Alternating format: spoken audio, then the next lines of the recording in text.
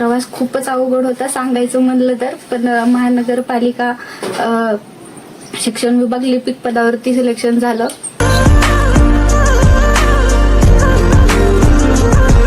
पुस्तकं वगैरे भेटत नव्हते. मग छोटा भाऊ आहे त्याचं मग 5वी ते 10वी पर्यंतचे पुस्तकं, त्याचं भूगोल, मॅथ हे काय असेल ते रिव्हिजन करून त्याच्यामधून अभ्यासाची तयारी केली. परत आणखीन वडील पण रिक्षा चालवतात, आई शेती करते दुसऱ्याच्या शेतामध्ये, आणि इकडे गावाकडे पण थोडं लाईटीचा प्रॉब्लेम वगैरे असल्यामुळे पण. सर कसं आहे, आता एवढ्या झोपडीमध्ये उभारता येत नाही. आता ती एक योग्य पदावर म्हणजे अधिकारी झालेली आहे. आता हे आपण उभारता येत नाही. आता 2 मजली बिल्डिंग तिच्या पदावरून ते होऊन जाईल आपल्याला असं वाटतंय. ज्या ठिकाणी उभारून तुम्ही सत्कार करतात बघा, त्या मुलीच्या वडिलांना उभारताना बघा डोकं टेक म्हणजे अक्षरशः वाकून उभारले सर. हो, अशा घरामध्ये एक मुलगी शिकते सर जिद्दीनं. पोरीची जिद्द असताना हवे माग कसं सरकायचं. बरोबर. माय खुरपाला जाते, बाप खड्डे मारायला जातो. त्याचे कळा बघितलं तर आम्हाला कसं वाटतं. ते मुलीची जिद्द असल्यामुळं आमच्या मनाला आनंद झाला आहे. परिस्थिती कितीही कठीण असली, घराची परिस्थिती कितीही हलाखीची असली, तरीही स्वप्न पाहण्याची आणि ती पूर्ण करण्याची जिद्द असेल तर यश दूर राहत नाही. धाराशिव जिल्ह्यातील उमरगा तालुक्यातील चिंचकोट या छोट्याशा गावात 2 लेकींनी आपल्या कष्ट, चिकाटी आणि अथक परिश्रमांच्या जोरावर अशी भरारी घेतली आहे की आज त्या संपूर्ण गावासाठीच नव्हे तर समाजासाठी प्रेरणास्थान ठरले आहेत. एक लेक महानगरपालिकेत लिपिक झाली तर दुसरीने पोलीस वर्दी परिधान करत गावाचा मान उंचावला. पाहूया या संघर्षातून यशाकडे झेपावलेल्या 2 लेकींची प्रेरणादायी कहाणी. आमचे प्रतिनिधी सचिन बिद्री यांचा विशेष रिपोर्ट. चिंचकोट एक छोटंसं गाव. इथेच एका पत्र्याच्या छोट्याशा घरात वाढली आरती ज्ञानेश्वर जमादार. आईवडील मोलमजुरी करून संसार चालवणारे.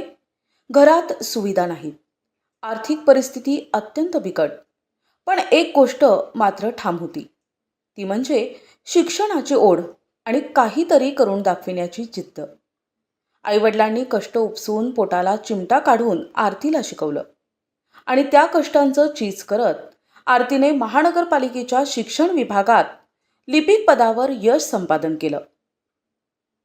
अडचणी येतात, तू काय फेस केलंस? अभ्यासाच्या बाबतीत पण खूप गोष्टी घडल्या आहेत.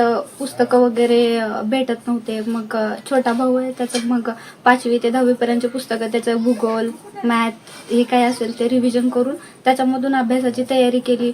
परत आणखीन वडील पण रिक्षा चालवतात, आई शेती करते दुसऱ्याच्या शेतामध्ये, आणि इकडे गावाकडे पण थोडं लाईटीचा प्रॉब्लेम वगैरे असल्यामुळे पण अभ्यासाची तयारी घरीच करावी लागली. बाहेर पण कुठे जाता येत नव्हतं.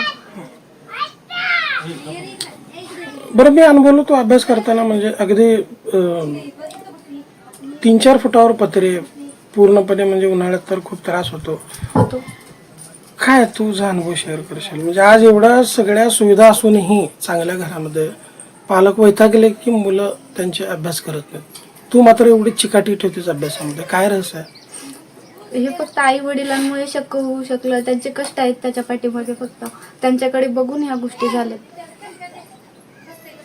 आज तुझी कुठल्या विभागामध्ये निवड झालेली आहे? तुझं कसं प्रवास ठरला? प्रवास खूपच अवघड होता सांगायचं म्हणलं तर. पण महानगरपालिका शिक्षण विभाग लिपिक पदावरती सिलेक्शन झालं.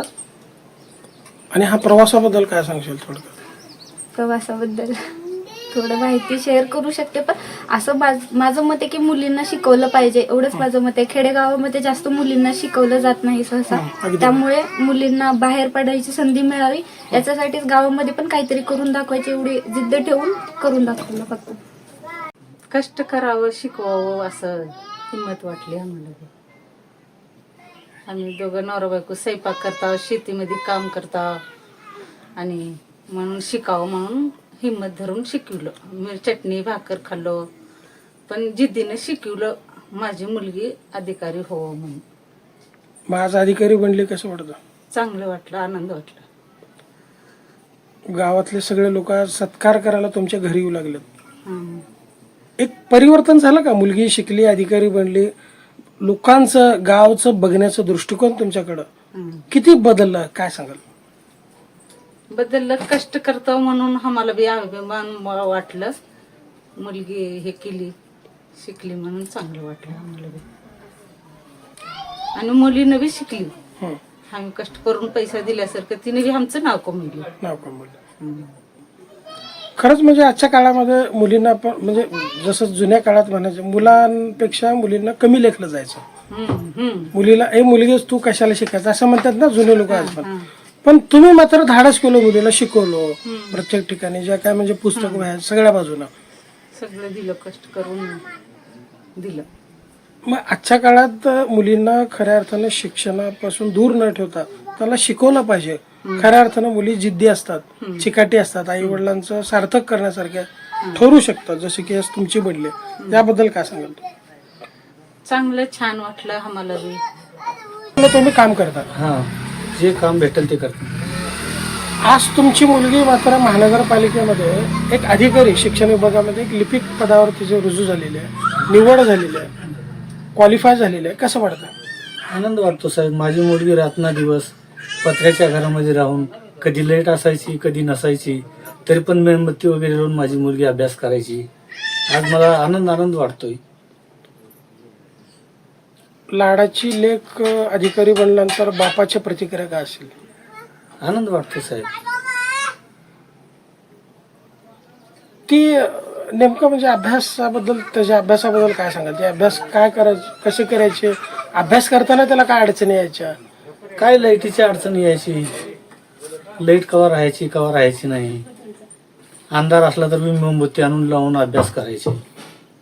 बरं, आज मुलगी अधिकारी बनल्यानंतर गावात लोकांचं म्हणा समाजाचं बघण्याचा दृष्टिकोन कसा म्हणजे पूर्वी आणि आज दोन्हीमध्ये काय आनंद आहेत सगळेजण.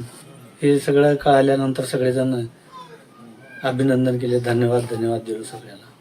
आता हे विटानं रचलेलं जे कूड आहे वरती अगदी 3-4 फुटावर पत्रे टेकतात, उभाही राहता येत नाही. आता मुलगी अधिकारी बनल्या, आता का नशिबाच्या गोष्टी साहेब बघा. आता बंगला होणार लवकरच. नाही साहेब, आता काय. ज्या घरात उभं राहतानाही डोक्याला पत्र लागतात त्या घरातून उंच भरारी घेत आरतीनं आपल्या आई वडिलांचं स्वप्न साकार केलंय. आज तिच्या यशामुळे संपूर्ण गाव अभिमानाने तिचं नाव घेत आहे. बिराजदार साहेब, सत्कार करायला पण उभारता पण आहे ना, पत्रे चिटकल्या डोक्याला. हा, गरीब परिस्थिती असेल. आज एक आपल्या गावची महानगरपालिकेमध्ये शिक्षण विभागात लिपिक पदावरती रुजू होते. आज त्याचा सत्कार करण्यासाठी पूर्ण गाव येत आहे. पण सत्कार करण्यासाठी ज्या झोपडीमध्ये तुम्ही आलात सध्या परिस्थितीमध्ये उभारताही येत नाही, 4 फुटाला पत्रे आहेत, अशा घरातली एक मुलगी अधिकारी बनते, काय सांगाल? सर कसं आहे, आता एवढ्या झोपडीमध्ये उभारता येत नाही. आता ती एक योग्य पदावर म्हणजे अधिकारी झालेली आहे. आता हे आपण उभारता येत नाही. आता 2 मजली बिल्डिंग तिच्या पदावरून ते होऊन जाईल आपल्याला असं वाटतं इथून. नाही पण परिस्थिती बघा आहे, आपल्याला थांबता येत नाही. 7-8 जण थांबले तर एक खोलीला 10 बाय 10ची खोली आहे. अशा परिस्थितीतून त्याने शिक्षण घेऊन जे अधिकारी पद मिळवलं आहे त्याला आमच्या गावाकडून गावाचा पूर्ण अभिमान आहे सर. मुली खरंच जिज्ञासू असतात, चिकित्सक असतात, एकाग्रता त्यांच्यामध्ये असते मुलांच्या अधिक तुलनेमध्ये. 100% सर, 100%. ही माझ्या मनातली गोष्ट बोलली तुम्ही. मुलापेक्षा मुली कधीही वरचढ आहेत आणि असणारच आहे तिच्या पुढे. त्यांचं फक्त आणि फक्त शिक्षणाकडे लक्ष असतं आणि ते शिक्षण घेऊन कुठल्या तरी पदावर रुजू होतात. त्यासाठी सर पालकांनी म्हणजे या उदाहरणावरून पालकांनी काय मेसेज द्याल तुम्ही? पालकांनी काय केलं पाहिजे? इतर पालकांनी शिक्षणाचं महत्व जाणून घ्यायला पाहिजे अगोदर. शिक्षण किती महत्वाचं आहे, शिक्षण किती महत्वाचं हे जाणून घेतल्यानंतर त्यांना समजेल. आता ही मुलगी त्या मुलीचं सगळ्या गावांनी एक घेतला पाहिजे सर, आदर्श घेतला पाहिजे सर. गावातली जी कन्या एक पोलीस बनलेली आहे तर दुसरी महानगरपालिकेमध्ये शिक्षण विभागात एक लिपिक पदावर गेलेली आहे. ओके, एक कष्टाचं चीज केलं सर त्यांनी. अगदी आर्थिक दुर्बल कुटुंबातील ह्या मुली आहेत. काय पाहिल्यानंतर तुम्ही काय सांगाल? वास्तविकता शिक्षण हे एक ज्ञानाचं ज्ञानामृत आहे. ते शिक्षण घेतलं तर कधीच वाया जाणार नाही. वाघिणीचं दूध आहे. हो, बरोबर. ते घेणं गरजेचं आहे. तरी पण बऱ्याच ठिकाणी मुलींना कमी लेखलं जातं सर मुलांच्या तुलनेत. याबद्दल तुमचं काय मत? नाही, हे खोडून काढलं पाहिजे. मग आपल्या गावातून तुम्ही पुढाकार घेणार? 100% घेणार. पूर्ण मुली 100% शिक्षणाच्या प्रवाहात आलेच पाहिजे यासाठी तुम्ही काय करणार? नाही, आपण सुद्धा जनजागृती करू त्या संदर्भात. जनजागृती करून मुलींना पुढे नेण्याचं कार्य. आणि आजच्या तुलनेत गावच्या दृष्टिकोनातून पाहिलं तर मुलापेक्षा मुलीच हुशार आहेत. आता हे चालू आहे 8 दिवसामधल्या 2 घटना आहेत. एक मुलगी पोलीस बनली, आता एक दुसरी मुलगी महानगरपालिकेमध्ये अधिकारी बनली. सर, आता- गावासाठी खूप महत्वाची एक अभिमानाची बाब आहे. या ठिकाणी तुम्ही सत्कार करण्यासाठी आलात. ज्या ठिकाणी उभारून तुम्ही सत्कार करतात बघा, त्या मुलीच्या वडिलांना उभारताना बघा डोकं टेक म्हणजे अक्षरशः वाकून उभारले सर. हो हो. अशा घरामध्ये एक मुलगी शिकते सर जिद्दीनं. काय सांगाल या मुलीबद्दल? ह्या मुलीबद्दल सांगायचं म्हणजे की बाबा आई वडिलांनी अगदी कठीण परिस्थितीमध्ये ते वास्तव्यात मूळ राहायचे पर्यायचे आहेत प्रॉपरली, पण चिंचकोटमध्ये येऊन अगदी कठीण परिस्थितीमध्ये थोड्या अगोदर कालच्या काळामध्ये धान्य राशन दुकानचं म्हणजे दुसऱ्याचं राशन दुकान वाटप करण्याचं काम करायचे. आता गॅस एजन्सी, आई वडील वगैरे दोघं पण आचारी स्वयंपाक काम करतात किंवा आपल्या पोटाची खळगी भरण्यासाठी अहोरात्र ते मेहनत करतात. आणि स्वतःची खळगीवरच न थांबता त्यांनी आपल्या मुलांचं भविष्य कशामध्ये अगदी त्याचा विचार केला. आणि जे आपण कसल्याही घरात राहू शकतो, राहणं हे कशात पण राहू शकतं, पण ॲक्च्युली प्रत्यक्षात उद्या भविष्याची जी पायाभरणी आहे आणि उद्या चालून शिक्षण हे दिल्यानंतर काय घडू शकतं त्याचं एक उत्तम उदाहरण म्हणजे ज्ञानेश्वर ज्ञानेश्वर. शिक्षणाशिवाय पर्याय नाही आणि शिक्षण करणे वालों की कभी हार नाही होती. कोशिश करत राहिलं पाहिजे आणि प्रत्येकाने या मुलीचा आदर्श घेऊन. आणि हीच कहाणी आहे चिंचकोटच्या दुसऱ्या लेकीची, ऐश्वर्या संभाजी बोकडे. मजूर कुटुंबात वाढलेली ऐश्वर्या शिक्षण पूर्ण केल्यानंतर पोलीस भरतीच्या तयारीला लागली, पण यश लगेच मिळालं नाही. पहिल्या आणि दुसऱ्या प्रयत्नात अपयश आलं, पण ती खचली नाही, हार मानली नाही. प्रत्येक वेळी नव्या जोशानं, नव्या ताकदीने ती पुन्हा प्रयत्न केले. माझी पहिली ते 10वी म्हणलं तर इथं ज्ञानेश्वर विद्यालयामध्ये बरं. तुरोरीला. हो. त्यानंतर 11वी ते 12वी पण ज्ञानेश्वर विद्यालयामध्ये झाली. नंतर मी फर्स्ट इयरला ॲडमिशन टाकलं इथं आदर्श कॉलेजला उमरग्यामध्ये. मग नंतर पोलीस भरतीला लागले तयारीला. मग म्हणजे पहिल्या वर्षी मी काहीतरी थोड्या मार्काने गेले. नंतर दुसऱ्या वर्षी केला अभ्यास वगैरे, ग्राउंडची प्रॅक्टिस अभ्यास भरपूर केला. 1 मार्कानं गेला. दुसरा पण इव्हेंट गेला माझं, दुसरी पण भरती गेली. मग आता या भरतीला त्याच्यापेक्षा भरपूर प्रयत्न केला. ग्राउंड चांगला दिला, पेपर चांगला दिला. पेपर म्हणजे कठीण पातळीचा होता, त्यामुळे पण माझी ओपनमधून निवड झाली. ओपनमधून निवड झाली. SCBC कास्ट आहे, मराठा, बरं. पण खुला प्रवर्गामधून राखीव जागा असतात, अच्छा अच्छा. तिथून निवड झाली माझी. बरं, मुळात पोलीस मध्ये जायला पाहिजे असं तुला काय वाटलं? समाजसेवा एक प्रकारची पण घडते आपली, परत चांगला पण जॉब आहे, केलं की फळ भेटतच म्हणून. बरं, आई वडील म्हणजे शेतामध्ये मोलमजुरी करणारे, तुझं शिक्षणाला कसं त्यांचं सहकार्य लाभलं? रिक्वेस्ट करायचं, शिकू द्या म्हणायचं, मग तिने पण आपल्याला आधार देतात. ते काय पुढचं तुझं ध्येय काय असणार? पुढचं काय, इथून चांगला अजून ट्रेनिंग वगैरे द्यायची, मधून पेपर देत म्हणजे वरची पोस्टिंग घ्यायची, डिपार्टमेंटल एक्झाम द्यायची, PSI पर्यंत जायचं. चालूच ठेवायचे आपले प्रयत्न. कसं वाटतं म्हणजे पोलीस झाल्यानंतर? बरं वाटतंय, आपले केलेली आई वडिलांची मेहनत, आपली मेहनत म्हणजे यश आलं प्रयत्नाला. कसं वाटतं म्हणजे पूर्वी बघण्याचा दृष्टिकोन आणि आज समाजाचा मुलीकडे बघण्याचा दृष्टिकोन, हे यामध्ये तुला अंतर काय वाटतं? समाजाचे कसं बोलतेत काय, आता होत नाही असं नाही, पण आई वडिलांचा जर पाठिंबा असला मुलींना शिकण्याचा, मुलींना पण तितक्या चिकाटीनं करून दाखवलं पाहिजे. समाजाचं म्हणलं तरी त्याने पण आपल्याकडून आता हे घेणार, प्रोत्साहन घेणार, त्याने पण त्यांच्या मुलींना शिकवणारच की. नक्की. अगदी छान वाटतंय. वाटलं होतं का म्हणजे आपण शेतामध्ये मोलमजुरी करून? नाही, मला असं कधी स्वप्नातही देखील वाटलं नव्हतं, पण माझी इच्छा होती पूर्ण माझ्या लेकीला शिकवावं आणि तिला काहीतरी स्वतःच्या पायावर उभा टाकावं तिने असं आम्ही आमच्यासारखं लेकीवाला लावणी कामधंदा रोज लोकांच्या शेतात आता आम्ही रोज मजूर करून खाता पण लेकीला आमच्या असं लावणी म्हणून मी तिला शिकवली. तुम्ही किती शाळा शिकलात? मी 7वी. 7वी. म्हणजे स्वतः शाळा न शिकल्यामुळं तुम्हाला आज लोकांच्या शेतामध्ये मजुरी करावं लागतं. हो.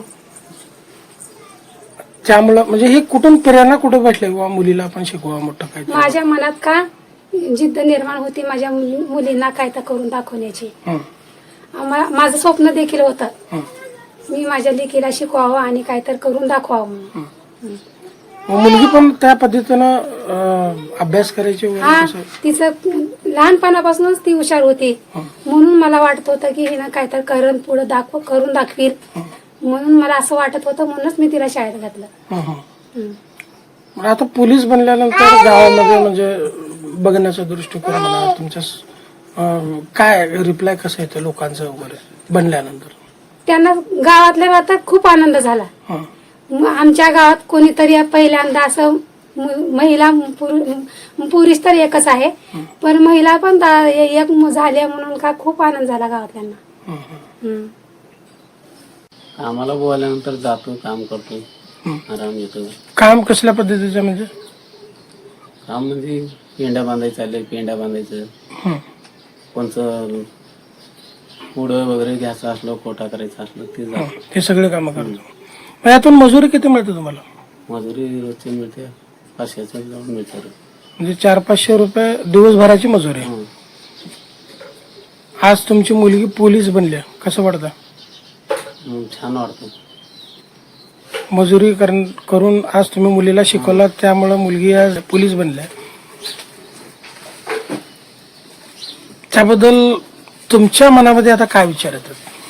काही नाही सर शिकद्या म्हणून शिकलो आपण काय शिकलो नाही. आपण अगदी शाळाच वाटतच नाही आपली शिक्षण झालंच ना तुमचं? त्यामुळं लेकराला शिकवायचं आपली इच्छा एवढीच. आणि अखेर 2026च्या पोलीस भरतीमध्ये तिच्या अथक परिश्रमांचं चीज झालं. ऐश्वर्या पोकडे चिंचकोट गावातील पहिली महिला पोलीस बनली. आज तिच्या यशामुळे संपूर्ण गावात अभिमानाचं वातावरण आहे. बघा म्हणजे तुमच्या गावातून पहिली मुलगी आहे असं समजलं पोलीस बनलेली कसं वाटतं? छान वाटतंय अभिमान वाटतंय असं वाटतंय की म्हणजे मुली पण पुढे जाऊ शकतात फक्त मुलींना सपोर्ट केलं पाहिजे. आणि ह्या गावामध्ये रेंजची खूप प्रॉब्लेम आहे ते एक बंदोबस्त केलं तर खूप भारी होईल कारण आजकाल सगळं मोबाईल वरती अपडेट येतं रेंजेस नसल्यामुळे खूप प्रॉब्लेम्स होतात यामध्ये. म्हणजे कुठलाच नेटवर्क नाही का? हो कसलंच नाही जास्त बाहेर येऊन बोलावं लागतं. यांच्या तर घरी नाहीयेच आता इथं जिथे राहतात तिथे रेंजेस नाहीये. बरं रेंज तर दूरची बाब आहे ज्या घरातून ही मुलगी पोलीस बनलेली आहे आई वडील शेतमजूर आहेत. अशा अत्यंत आर्थिक दुर्बल घटकातून मुलीला शिकवणं किती सोपं असतं किती कठीण असतं काय सांगू? हे तर खूप कठीण आहे कारण सगळं आजकालचं म्हणजे बाहेरचं वातावरण आणि घरचं वातावरण विश्वास ठेवून मुलींवरती मुलींना सपोर्ट करणं हेच खूप गरजेचं आहे या दिवसामध्ये. कारण लोकांचं ऐकून आईबाप पण कधी कधी घाबरतात की कसं पाठवायचं मुलींना बाहेर पण पाठवतात हेच खूप मोठी गोष्ट आहे की विश्वास आहे त्यांचं की मुलींवर माझी मुलगी करू शकेल ही म्हणून. त्यामुळे हे सगळं होणं शक्य आहे कारण आपलेच आपल्यावरती विश्वास ठेवले तरच आपण पुढे जाऊ शकतो एवढं मला वाटतं. 100% गावचा अभिमान. आमचं गाव 800 लोकसंख्या असलेलं छोटंसं गाव आहे आणि एवढ्या छोट्याशा गावातून या मुलीनं एवढी मोठी प्रगती करून पोलीस बनलेला आहे आणि तिचं करावं तेवढं आणि तिच्या आईवडिलाचं करावं तेवढं कौतुक कमी आहे. आणि यापासून इतर सगळ्या विद्यार्थ्यांनी आणि मुलांनी मुलींनी पण आदर्श घ्यायला पालकांनी आदर्श घ्यायला हवं आणि मुलांना प्रोत्साहन द्यावं.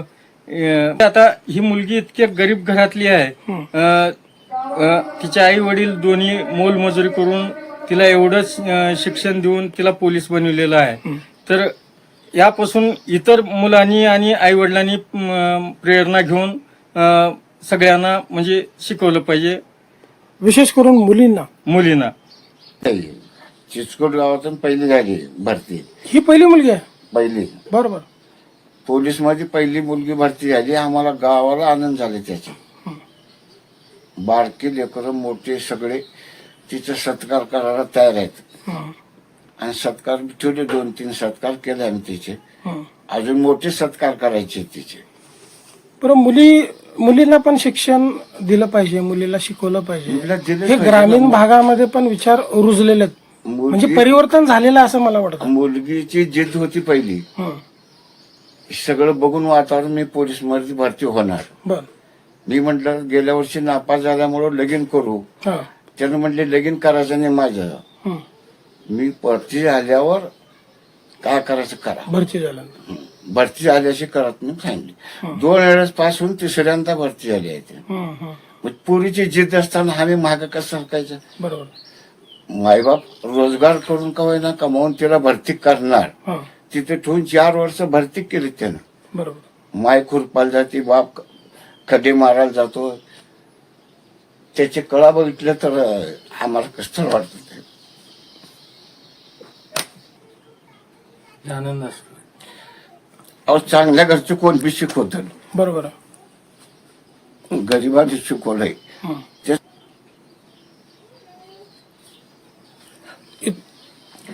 आणि ह्याच्या पुढं मुलीची जिद असल्यामुळं आमच्या मनाला आनंद झाला आहे. या दोन्ही लेकींच्या यशाबद्दल ग्रामस्थांनी त्यांचा सत्कार करत शुभेच्छांचा वर्षाव केला. गावातील मान्यवर आणि नागरिकांनी या दोघींना प्रेरणास्थान म्हणून गौरवलं. गरिबी, अडचण, अपयश हे सगळं असूनही जिद्द आणि मेहनतीच्या जोरावर यश मिळवता येतं याचं जिवंत उदाहरण म्हणजे चिंचकोटच्या या 2 लेकी. आज त्यांनी फक्त स्वतःचं नाही तर आपल्या आईवडिलांचं आणि संपूर्ण गावाचं नाव उज्ज्वल केलंय आणि एक संदेश दिलाय. स्वप्न मोठी ठेवा आणि त्यासाठी सतत प्रयत्नशील रहा. यश नक्की मिळतं. गावातील ज्येष्ठ प्रतिष्ठित नागरिक अशोक पाटील, चंद्रकांत पाटील, गायत्री पाटील, अमृता पाटील, ज्योती पाटील, अश्विनी मुंडे, राऊ बोकडे, बालाजी मुंडे, राम बिराजदार, सुजाता बिराजदार, नवनाथ कलमापुरे, विजय मुन्नाळे, गिरीश पाटील, बालाजी सूर्यवंशी आदींनी आरती आणि ऐश्वर्या आणि त्यांच्या आईवडिलांचा सत्कार करून शुभेच्छा दिल्या. खरंच अशा कथा केवळ प्रेरणा देत नाहीत तर समाजाला नवी दिशा देतात. चिंचकोटच्या या 2 लेकींना NTV न्यूज मराठीकडून सलाम. प्रतिनिधी सचिन बिद्री, NTV न्यूज मराठी, उमरगा, धाराशिव.